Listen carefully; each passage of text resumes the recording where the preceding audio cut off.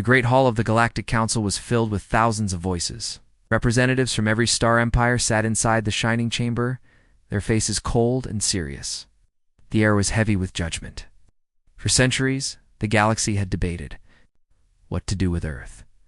Humanity had grown fast, too fast, and some feared what humans could become. Today was the final vote, when the vote was announced. The sound of approval shook the hall. The screen displayed the decision. Humanity is to be enslaved. Gasps and murmurs filled the chamber, but the majority agreed. Too many humans were dangerous animals, strong but reckless. To others, they were nothing more than workers useful, in chains. Only a few voices spoke against the decision, and their words were drowned by the roar of approval, far away. On Earth, the news reached the people like a thunderbolt. They could not believe it. Humanity had worked hard to join the stars, had tried to bring trade and friendship, yet the galaxy only saw them as a threat. Families sat in silence in front of their screens, watching alien leaders speak of humans as if they were property. The first fleets arrived soon after.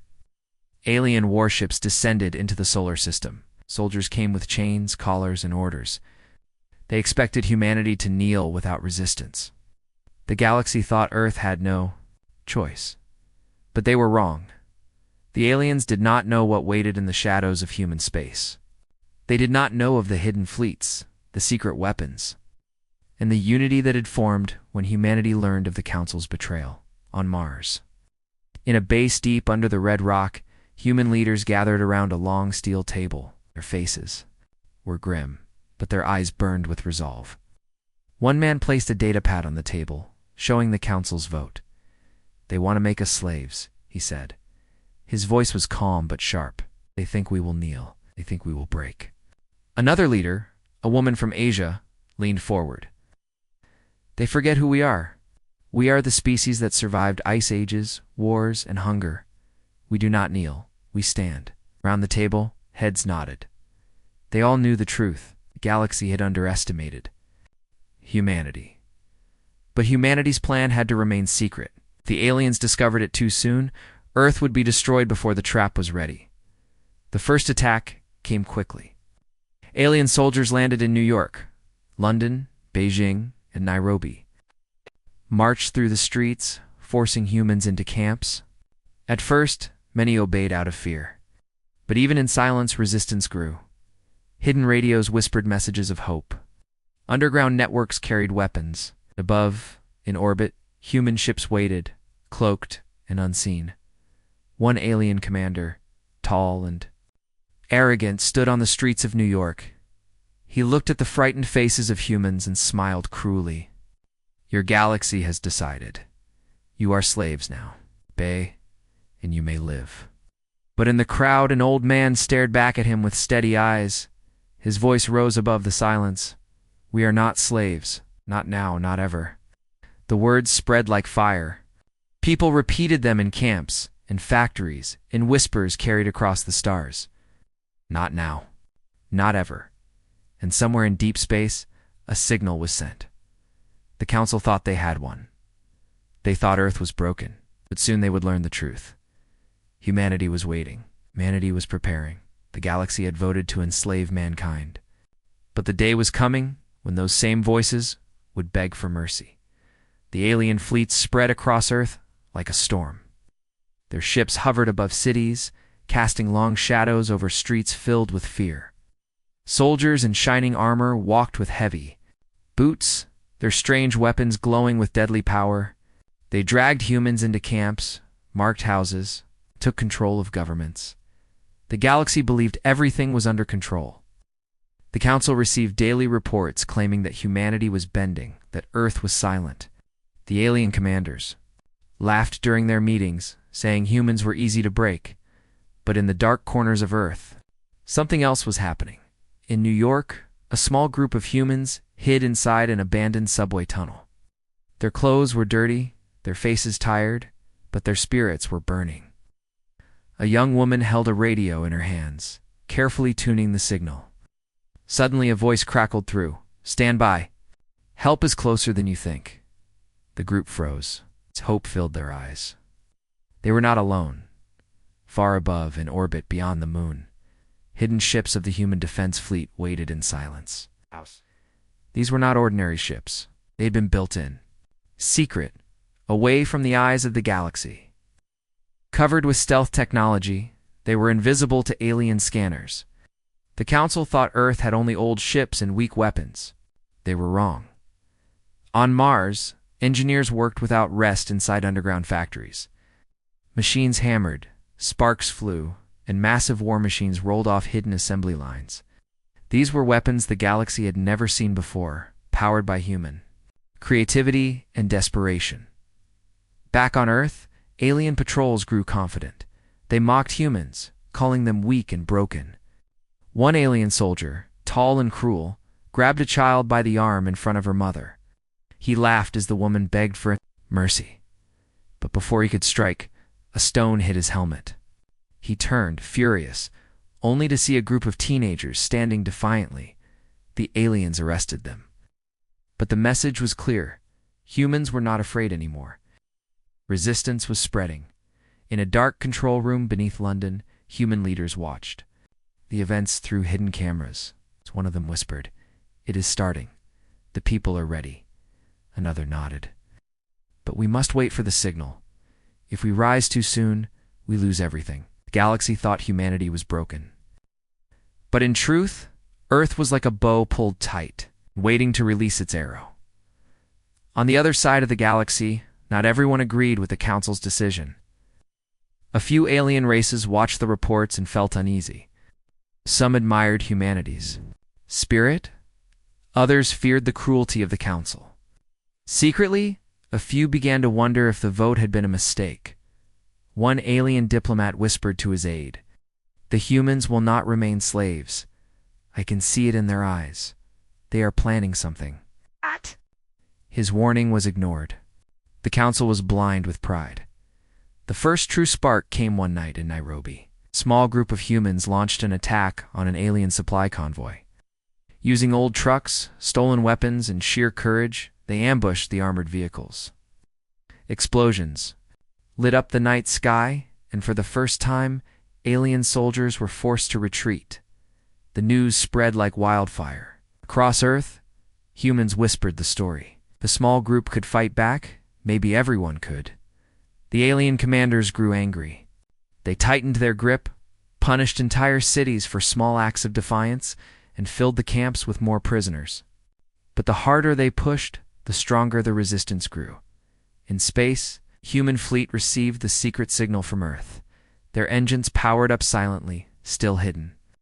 The commanders inside the ships exchanged grim smiles. One of them whispered, "Let them think we are broken.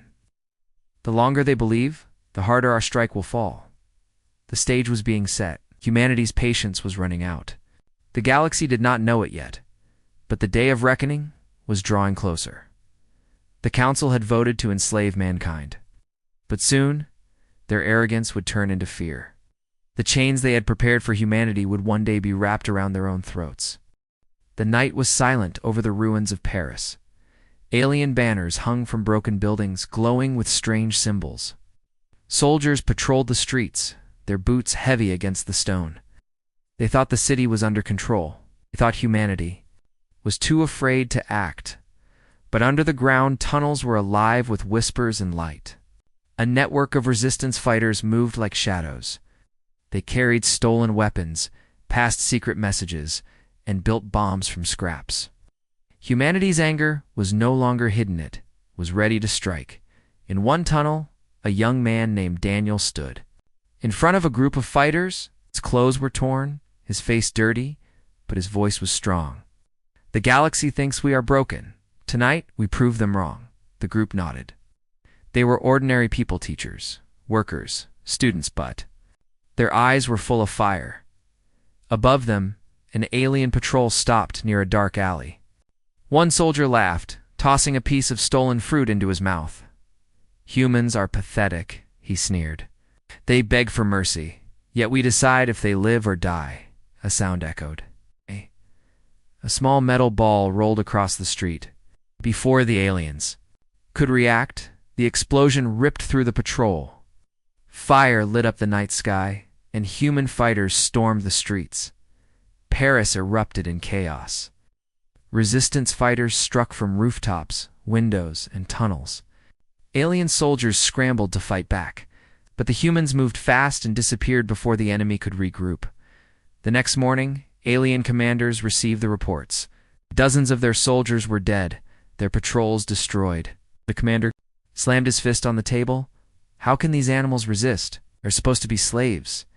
But resistance was spreading everywhere. In South America, farmers used hidden caves to shelter fighters. In Asia, entire villages refused alien orders, sending food and supplies to the underground. In Africa, small groups launched daring raids. On alien convoys, everywhere the same words were whispered, "Not now." Meanwhile, deep in space, the hidden human fleet watched and waited. Inside the flagship, Captain Elias Kane stood at the command deck. His crew worked silently, their faces lit by the glow of screens. For months they had stayed in hiding, unseen by alien eyes. One officer turned to him. "Sir, the resistance on Earth is growing stronger. They will not survive forever." "Should we reveal ourselves?" Kane's eyes narrowed. He remembered the council's vote, the arrogance of alien leaders, the chains prepared for his people. His voice was calm but hard. "Not yet. The time is close. But we must wait until the galaxy believes they have already won. Only then will our strike break them." On Earth, alien cruelty grew worse. Camps were filled with thousands, families torn apart. In one camp outside Beijing, a mother whispered to her son, as soldiers dragged her away, "Remember who you are. Never bow. One day we will be free." The boy repeated the words over and over. The guards laughed, but they did not see the fire. In his eyes, even as the council celebrated, cracks began to show.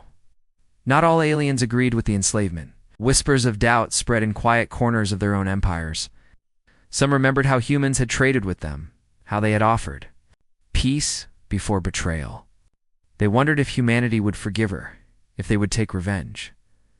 One alien diplomat secretly sent a message across the stars.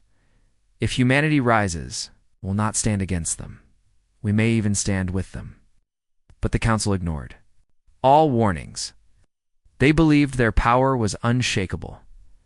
Back on Earth, the resistance prepared for their boldest act yet. In the city of Cairo, leaders from dozens of underground groups gathered in secret. They shared maps, weapons, and plans. Their goal was clear. They would strike a major alien fortress and show the galaxy that humanity was far from broken. Daniel, the young fighter from Paris, stood before them. His voice was steady but fierce. "They believe we are weak. They believe we are slaves. But tomorrow, the galaxy will see the truth. We are free people, and no chain can hold us." The fighters raised their fists in silent agreement. Outside, alien patrols marched without fear. They had no idea that beneath their feet, humanity was preparing a blow that would echo across the stars. And far above, in the hidden fleet, Captain Kane received the coded message from Earth. His eyes burned with determination. "Prepare the ships," he ordered. The time is almost here. The galaxy had voted to enslave humanity. But with every passing hour, humanity grew stronger, bolder, and more dangerous. Soon, the enslavers would become the ones begging for mercy.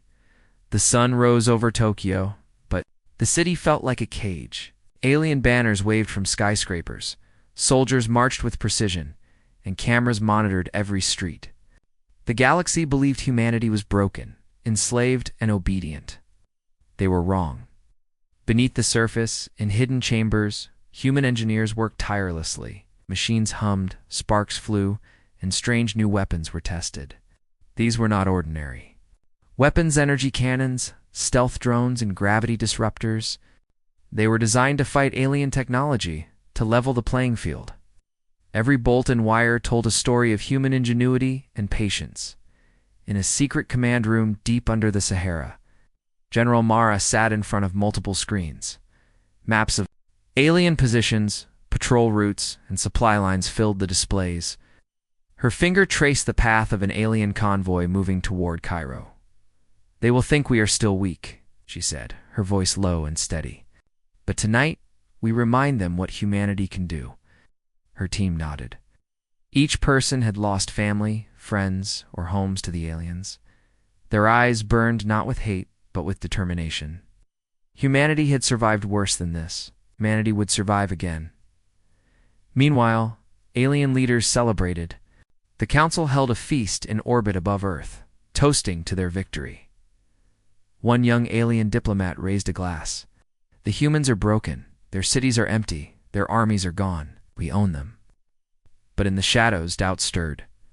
Some diplomats whispered in corners, remembering Earth's resilience. The strange messages from hidden resistance groups and the unexplained disappearances of alien patrols. They said nothing to the Council. Pride was stronger than reason.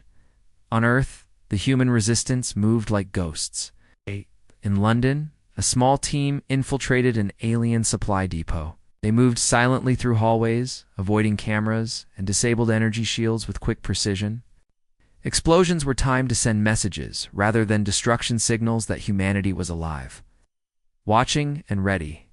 In New York, Daniel led another raid. He and his team struck a communication tower, not to destroy it completely, but to hijack. Transmissions. Across Earth, screens flickered, showing humans standing strong, speaking words of defiance. The galaxy thought it was random chaos. In truth, it was coordination, precision, and courage.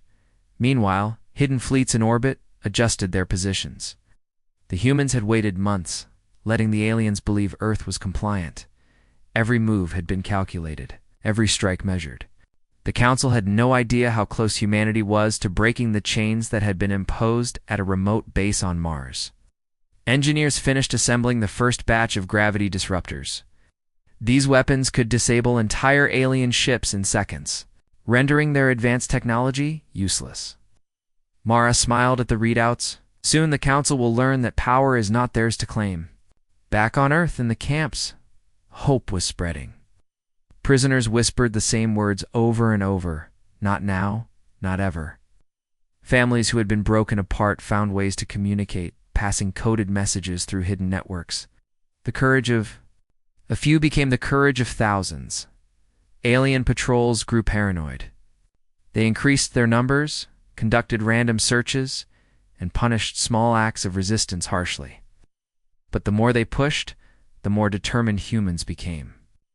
Every chain tightened by the aliens only strengthened the human spirit. Captain Kane and his fleet waited silently in orbit. Each ship was cloaked, invisible to alien sensors. Inside, crews ran simulations, calculated trajectories, and tested weapons. Kane stood on the deck, looking at Earth below. He remembered the Council's vote, the arrogance, and the cruelty. "They believe they own us," he said quietly. "Soon, they will know how wrong they are." In orbit, above silent cities and hidden human factories, the first signs of rebellion were taking shape. The human network stretched from the ruins of Earth to the hidden fleet in space. Every piece was in place. Every fighter, every weapon, every plan was ready. The galaxy had voted to enslave humanity. They believed victory was theirs. But tonight, humans would remind them that the chains they prepared were not for humanity, they were for themselves. Somewhere in the Council, an old advisor frowned. He had heard whispers, seen reports, and felt unease. "They are not finished," he muttered to himself. "Not yet, and soon. They will fight back." The rest of the Council ignored him. Pride and arrogance blinded them. They did not know that the end of their power over humanity was closer than anyone imagined, and on Earth. In the silent tunnels, in the secret bases, in the hearts of every fighter, the countdown had begun. Humanity was ready. Humanity would strike. The galaxy had underestimated them. Soon they would pay the price.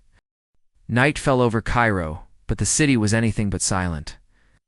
Alien patrols marched the streets, their armor gleaming in the dim light. Cameras scanned every corner, sensors tracked every movement. They believed humanity had no plan, no power. No hope. Beneath the streets, human fighters waited. Explosives were set, communication towers hacked, and escape routes mapped. Leaders from the resistance whispered final instructions. The moment had come. Daniel checked his gear. His heart raced, but his hands were steady. "Tonight," he said quietly, "we show the galaxy that humans are not theirs to control."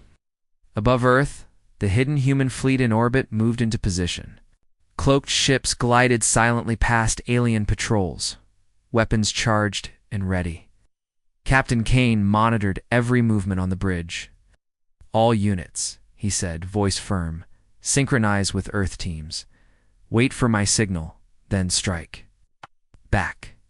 On the ground, the first wave of fighters emerged from tunnels. They moved with precision, disabling alien sensors and patrols silently. Explosions were small at first, enough to confuse the enemy but not to destroy the city. Smoke and fire filled the streets, masking the real attack.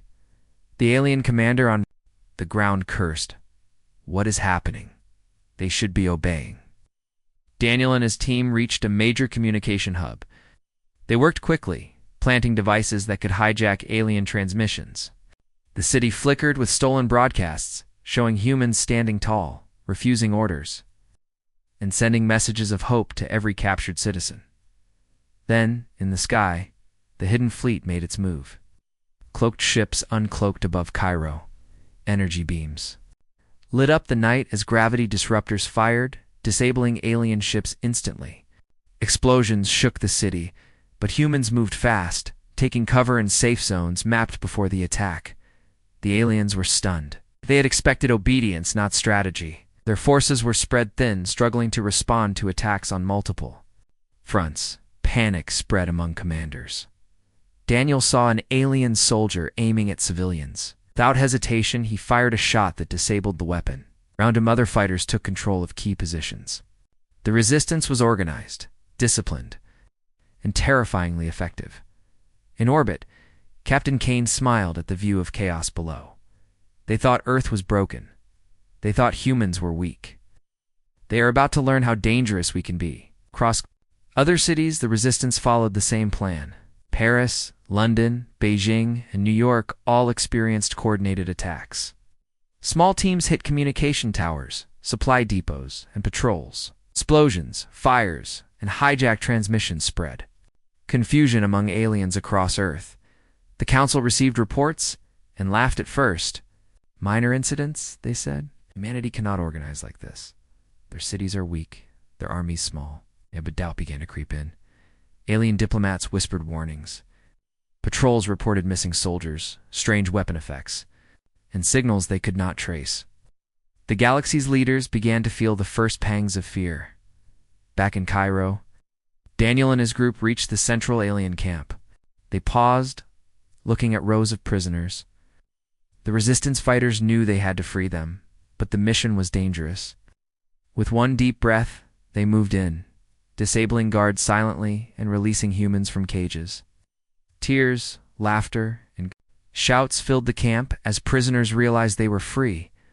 Above them, gravity disruptors disabled another alien ship attempting to attack the camp. The humans on the ground watched in awe as the hidden fleet protected them. It's unseen and unstoppable. In the chaos, an alien commander finally understood. He turned to his assistant, voice shaking. They are not broken. They are planning. They are stronger than we imagined." Daniel looked up at the sky, seeing the flashes of hidden ships. "This is just the beginning," he whispered. The strike was successful, but the humans knew it was only the start. The Council would not forgive this defiance. The galaxy would. Send reinforcements. But humanity had shown its power. Humanity had shown its will. The galaxy had voted to enslave mankind.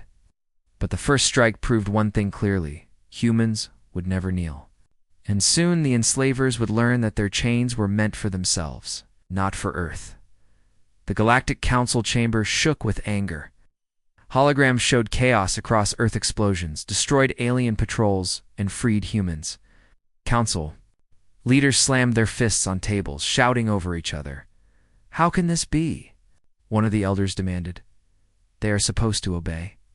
Every report said they were broken, younger diplomat whispered. They were never broken. We underestimated them. The elders ignored him. Pride and arrogance had blinded them for too long. Now, for the first time, fear crept into their hearts. In orbit above Earth, Captain Kane watched the Council's reaction on his secure screen. He did not smile. He had expected this. Humanity's first strike had been only a warning. A test of power. The real battle was yet to come. Below on Earth, the resistance moved swiftly. Teams dismantled alien communication networks, disabled supply lines, and freed prisoners from hidden camps. The world seemed alive with hope. Daniel ran through the streets of Beijing, coordinating with other resistance groups via hijacked transmissions. Every city was part of a single plan, each fighter acting as if connected by one mind. Meanwhile, the Council called reinforcements from neighboring galaxies. Massive fleets began moving toward the solar system, far larger than any previous patrol. The leaders believed sheer numbers would crush humanity quickly, but they were wrong. The hidden human fleet adjusted its position. Cloaked ships moved to intercept incoming reinforcements. Captain Kane gave orders. Wait until they are fully committed. Do not reveal our numbers yet. We strike when they think victory is near. On Earth, alien patrols noticed the reinforcements arriving. Fear and confusion spread. Soldiers whispered rumors of unseen weapons, strange explosions, and resistance that never slept. Some began to doubt their leaders. In New York, Daniel led a team to hijack a power plant. Energy flows shifted, creating blackouts across large districts. Alien systems faltered. Communication networks went dark. Panic spread among soldiers unprepared for such precision attacks. Back in the council chamber, alarms rang. Reports showed fleets being disabled or disappearing. Holograms flickered. Chaos replaced order. One diplomat shouted, "This is impossible. They are stronger than us." Captain Kane smiled slightly. Strength, he whispered to his officers, is not in their ships, but in their will. That is what the galaxy never understood. Resistance cells on Earth continued their operations. In Paris, small teams disrupted alien food supplies, forcing soldiers to retreat. In Cairo, liberated humans formed defensive positions, helping resistance fighters coordinate across cities. Meanwhile, the Council debated strategies. Some called for full annihilation of Earth to prevent further humiliation. Others warned that too much aggression could provoke humans even more. But pride dominated reason. They prepared their largest fleets yet. Captain Kane prepared the hidden fleet for the next phase. Gravity disruptors, energy cannons, and stealth drones were all ready. This time, humans would show the galaxy not just defiance but domination. On the ground, Daniel's team received encrypted messages from orbit. Wait for the signal. The moment is near. He nodded, understanding the patience required. Humanity's plan was bigger than any one battle. It was strategy, patience, and precision combined. One false move could cost millions of lives, but they were ready. Alien commanders on Earth began losing control. Patrols hesitated. Cities were partially freed and morale dropped. Reports to the Council grew desperate. Leaders argued over what to do, but decisions were too slow. Humanity had already learned to move faster. The first major clash in space was about to begin. Cloaked human ships waited silently beyond sight, their weapons ready. Aliens believed Earth was weak, its fleets insignificant. They would soon learn that the humans they tried to enslave had prepared a trap across the stars. Below, humans on Earth watched the night sky, unaware of the full fleet waiting above, yet feeling the change in the wind. Something had shifted. Hope was no longer a whisper, it was a roar. The galaxy had voted to enslave humanity. But now the first cracks appeared in their so-called victory. Humanity was not just surviving, it was ready to fight, to strike, and to show the universe that no chains could hold them. The solar system trembled as the first waves of alien fleets entered orbit. Massive warships glowed with strange energy, their weapons ready to strike. They believed Earth was vulnerable, weak, and broken. But hidden among the stars, human fleets waited, cloaked and silent, ready to turn the tide. Captain Kane stood on the deck of the flagship, eyes scanning the alien formations. All units, he ordered, hold positions. Wait until they are fully committed. Then we strike. On Earth, resistance fighters watched the sky with a mixture of awe and fear. The moment they had prepared for years was finally here. Daniel gathered his team in the streets of New York, coordinating via hacked transmissions. Tonight, he said, we fight not just for survival, but for the future of humanity. Above, the first skirmish began. Cloaked human ships emerged. From shadows, firing gravity disruptors at the leading alien vessels, the alien fleets were thrown into chaos. Ships spun uncontrollably, energy shields failed, and alarms blared. They had never faced an enemy like this. On the ground, humans struck in perfect coordination. Paris, London, Beijing, and Cairo saw daring raids.